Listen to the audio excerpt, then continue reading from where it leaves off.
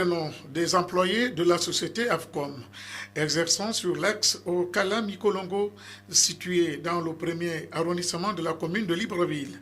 Le mouvement d'humeur est dû à l'absence de visibilité sur le plan salarial. Sur un projet de contournement de la voie pour l'aéroport. Bon, maintenant, je viens parler sur un point, un sujet où on a longtemps parlé de cela.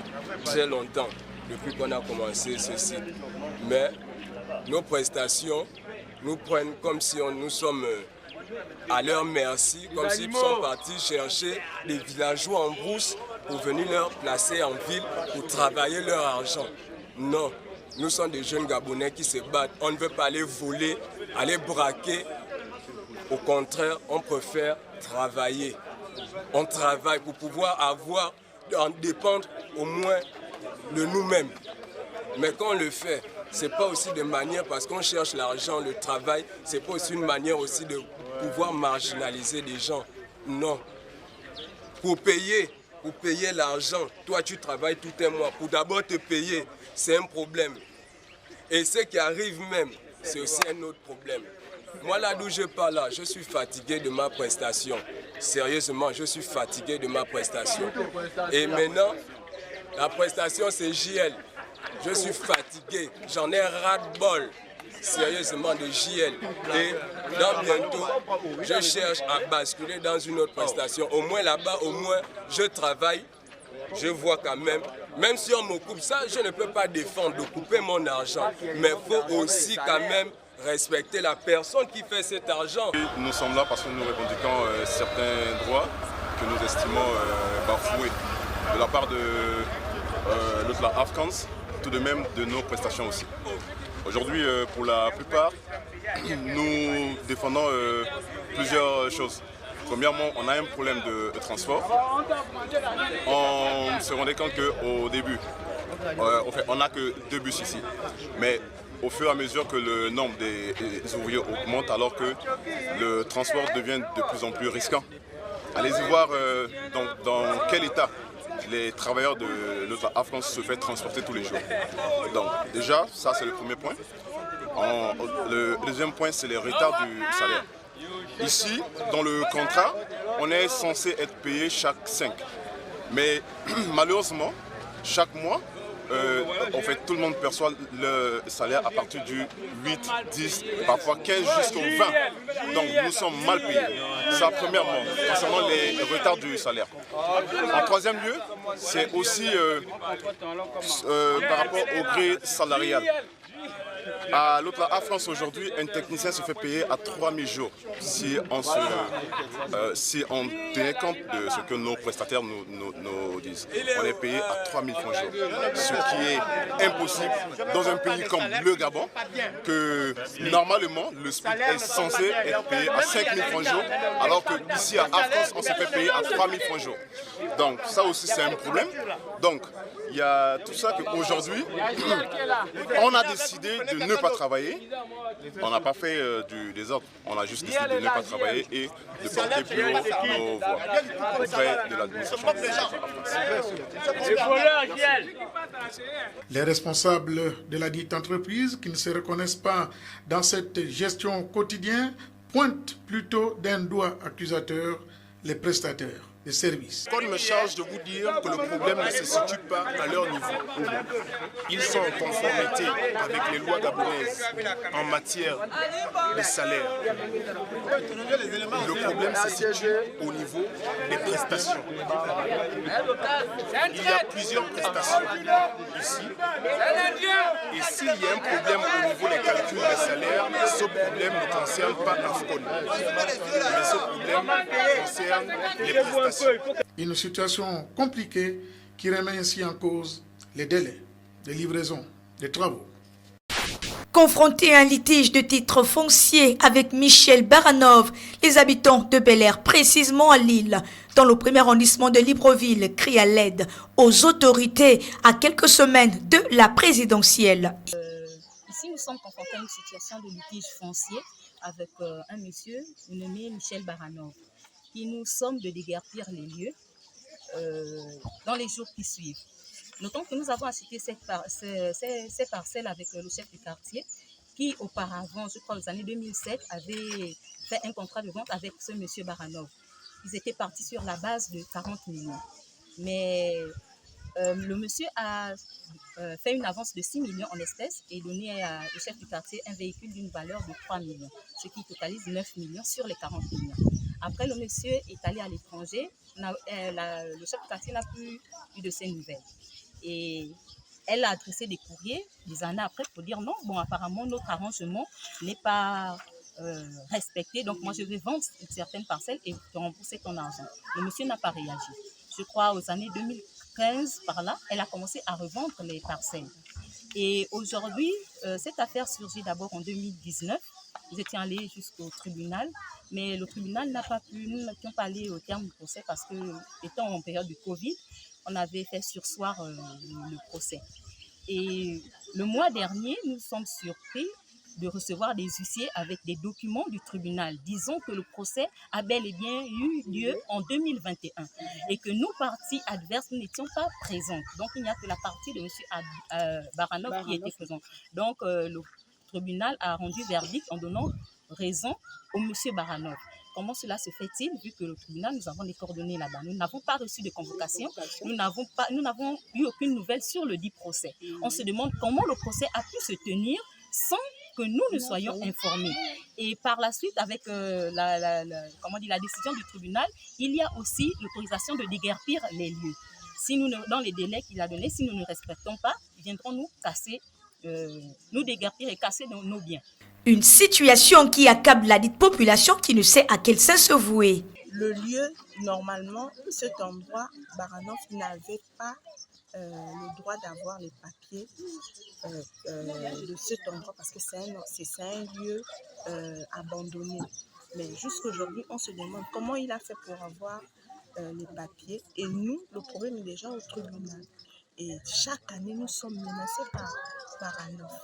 Et là, nous en avons assez. On veut que les autorités nous viennent en aide. Ne sachant pas que cette terre avait été également payée par un certain Baranov. Et c'est ce dernier qui, jusqu'alors, ne fait que nous harceler.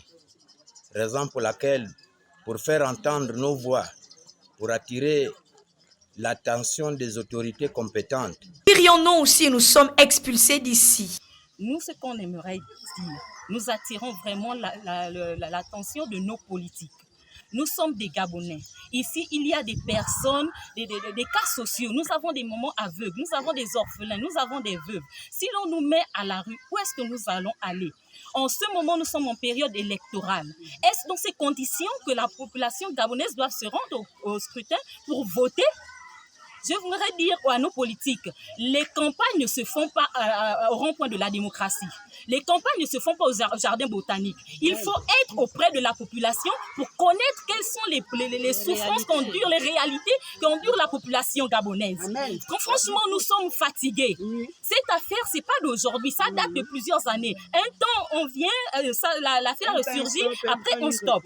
À un moment donné, nous sommes dans une île, dite zone perdue. Comment se fait-il que ce monsieur a obtenu des titres fonciers alors que le chef du quartier qui est normalement la propriétaire de ces lieux a fait plusieurs démarches au niveau de l'ANUTC et au cadastre. Là-bas, on a fait comprendre que pas de voie d'accès, pas de bornage. Je vous assure que vous pouvez faire le tour de l'île. Vous ne trouverez pas une seule borne. Mais comment se fait-il qu'un monsieur peut avoir de titres fonciers sans pourtant au préalable qu'il y ait de bornes? Et sans voie d'accès, il n'y a pas de pont. Parce que le pont a été fait par le premier habitant de cette île, je crois, en 2016. Avant 2016, il n'y avait pas de pont. Et les titres fonciers datent de 2013. Les titres fonciers datent de 2013, alors que le premier pont a été fait en 2016. Comment ce monsieur Baranov a-t-il fait pour avoir ces titres fonciers? Nous, en espérant que les autorités prennent attache au cri d'alarme de plus de 80 familles qui risquent d'être expulsées d'ici peu si rien n'est fait. Les jeunes face au défi des ODD, telle est la thématique arrêtée pour cette 3e édition 2023, organisée par Young African Leaders Initiative Moulebi, lancée ce mardi dans la commune d'Akanda à Ista. Près d'une centaine de jeunes ont pris part au renforcement des capacités, chacun dans son domaine de prédilection. Le président de Moulébi donne son impression sur l'intérêt particulier de ces formations. Ce sont les objectifs de développement durable qui constituent aujourd'hui le socle de développement de nos États et dont il est important que les jeunes qui sont aujourd'hui les acteurs d'aujourd'hui et de demain prennent conscience de ces ODD. Il y en a 17, ceux qui parlent de la santé, l'éducation, l'emploi décent, les infrastructures, de l'environnement. Ce sont des questions de l'heure. Et il était important que cette troisième édition soit en phase avec cette norme. Et le comité scientifique de ce programme a estimé que ces thématiques cadraient avec le contexte. Moulébi sera toujours fidèle à ses principes. Et je pense que les 2 premières éditions, nous avons des résultats probants. Que ce soit les jeunes qui ont participé à la première édition, comme ceux qui ont participé à la deuxième édition. Ils ont mis en place un certain nombre de structures, des start-up, des ONG. Ceux qui sont dans l'administration publique essayent d'être les meilleurs. Et nous sommes fiers aujourd'hui de les rencontrer dans tous les secteurs. Nous avons beaucoup aujourd'hui qui sont des journalistes, beaucoup aujourd'hui qui sont dans le domaine de la santé et qui essayent d'apporter. Et je pense que c'est ça l'objectif de Moulébi, booster, réveiller les consciences, former les jeunes, renforcer les capacités de nos jeunes. Et nous espérons que cette troisième édition respectera, n'est-ce pas, les principes du Moulébi. Satisfait de l'engouement, le président du comité d'organisation s'exprime. Le programme de Moulébi est un programme de formation qui est dédié aux jeunes ayant entre 18 ans et 40 ans. Donc l'idée, c'est de former dans 4 pans essentiels qui sont donc l'entrepreneuriat, l'engagement civique, la vie politique et l'administration publique. Alors ce sont des experts de l'administration de profils différents, donc l'administration publique, la vie politique et etc.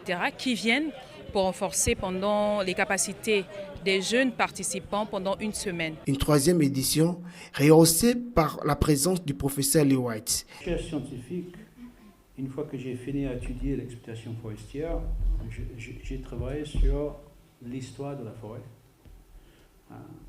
Et à un certain moment, je me suis rendu compte, connaissant l'histoire, je pourrais d'une certaine façon prévoir l'avenir.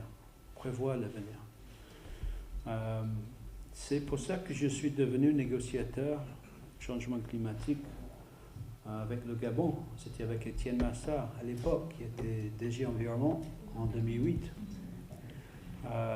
J'ai travaillé pendant 20 ans dans une ONG, WCS, ONG de préservation de la nature. Je suis devenu gabonais. C'est Omar Bongo qui m'a donné la nationalité. Et je suis devenu frustré. Vous êtes à la fois au gouvernement, mais dans une association, Barack Obama. Je suis devenu frustré d'être dans une ONG où je donnais toujours des conseils, mais je ne prenais pas de décisions. Donc j'ai quitté l'ONG. J'ai commencé à travailler pour le ministère de l'Environnement. Ensuite, j'ai été nommé patron des parcs nationaux. Et c'est cette connaissance scientifique, à la limite, qui est ma force. Ces formations vont s'étaler sur une semaine et prendront fin le samedi prochain. Marqué le début des vacances dans la fidélité de sa clientèle, Canal+ Gabon a encore fait des heureux gagnants à travers une tombola des festivals des cadeaux lancés tout récemment. Déjà, c'était pour remercier nos différents clients pour la fidélité qu'ils ont de rester avec nous depuis tout ce temps qu'on est présent au Gabon. Et puis également, l'objectif, c'était également, comme je l'ai dit, cette fidélité-là, la matérialiser par les différents lots qu'ils gagnent, qu'ils ont gagnés durant tout le mois de juin. Un véritable déluge des cadeaux, d'où la satisfaction des heureux gagnants. Merci Canal d'avoir tiré mon nom, pour tirer au sort, et qui m'a permis de gagner une TV Smart. Et je suis content, je remercie Canal. Merci vraiment de tout cœur. Alors, très satisfaite et surtout surprise lorsque j'ai reçu le coup de fil de Canal me disant que j'avais gagné. Au départ, je pensais que c'était une plaisanterie parce qu'on a pas mal d'arnaqueurs.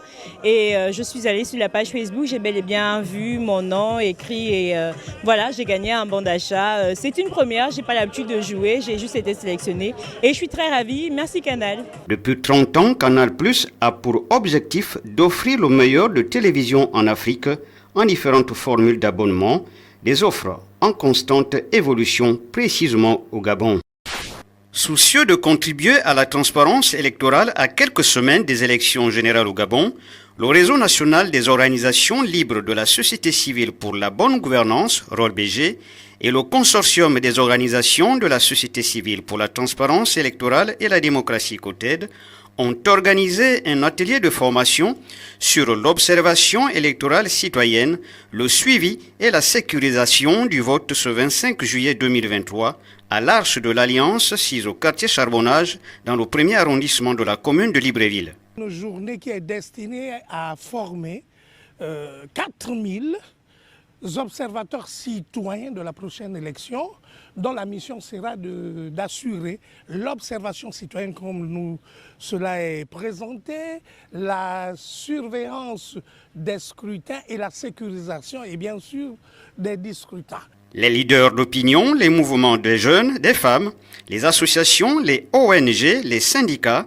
les confessions religieuses et les organisations de la société civile ont massivement répondu présent à cette initiative. Je tiens à souligner et à féliciter l'engagement pris par le ROLBG et le COTEG. Je trouve que c'est une très belle initiative de pouvoir insérer les jeunes dans cette formation. Et j'ai pris part aujourd'hui à la formation des observateurs citoyens. Comme nous le savons, notre pays va abriter prochainement les élections présidentielles, législatives et locales. Et il était important que les citoyens que nous sommes, que la société civile que nous sommes, soyons formés sur le cycle électoral. Cette activité du ROLBG et du COTED était destinée à consolider le processus démocratique au Gabon. Le showroom Akiba, situé dans le premier arrondissement de la commune d'Akanda, a été inauguré vendredi 21 juillet 2023. S'inspirant de la beauté naturelle unique des forêts tropicales du Gabon, Akiba est une marque de meubles en bois haut de gamme qui inaugure une nouvelle ère de foresterie éthique et axée sur la conservation. Déjà, Akiba signifie merci en langue gabonaise, précisément en langue franc. Akiba est une marque pionnière gabonaise qui défend le bois gabonais. Nous mettons en œuvre, nous développons, Akiba développe une nouvelle industrie du bois qui nous emmène à avoir des meubles haut de gamme. Nous voulons que les Gabonais puissent consommer du bois premium en étant dans le contexte haut de gamme. Akiba vise à défendre une nouvelle industrie du bois africain durable en produisant des meubles haut de gamme fabriqués localement au Gabon dans le plus grand respect de la nature, de la conservation et de la communauté. Les enfants issus des familles de l'Église internationale de Nazareth ont été récemment honorés par le révérend pasteur Georges Bruno Ngoussi.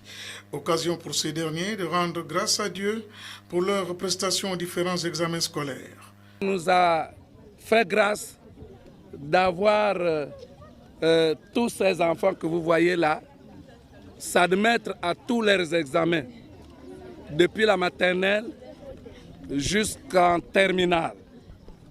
Donc nous avons eu des bacheliers, comme nous avons eu des brevetés, comme nous avons eu ceux qui sont partis de la première année en deuxième année, de la deuxième année en troisième année, ainsi de suite jusqu'en cinquième année, et d'autres qui leur ont cédé la place pour aller en sixième. Donc c'est la joie de rendre grâce à Dieu. Georges Bruno Ngoussi, qui n'a pas manqué de revenir sur ce qui apparaît aujourd'hui comme situation gravissime et embarrassante, l'homosexualité en milieu scolaire. Ils ont d'abord fait un poème. Ils ont fait un poème pour s'adresser à nous les hommes. Ils étaient là, ils ont dit entre eux que s'ils existent, c'est parce qu'il y a eu leur père et leur mère. Donc c'est comme ça que Dieu a créé l'humanité, afin que l'humanité se reproduise. L'homosexualité, quand on nous parle de l'homosexualité, c'est une opposition à la volonté parfaite de Dieu. Or, tout ce qui s'oppose à la volonté parfaite de Dieu est du diable. Des moments de partage et de communion.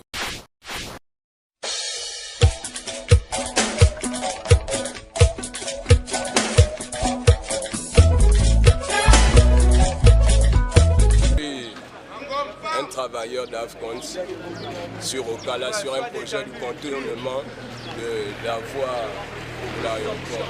Bon, maintenant, je viens parler sur un point, un sujet où on a longtemps parlé de cela.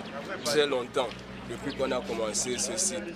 Mais nos prestations nous prennent comme si nous sommes à leur merci, comme s'ils sont partis chercher des villageois en brousse pour venir leur placer en ville pour travailler leur argent. Non, nous sommes des jeunes Gabonais qui se battent. On ne veut pas aller voler, aller braquer. Au contraire, on préfère travailler. On travaille pour pouvoir avoir, en dépendre au moins de nous-mêmes. Mais quand on le fait, ce n'est pas aussi de manière, parce qu'on cherche l'argent, le travail, ce n'est pas aussi une manière aussi de pouvoir marginaliser des gens.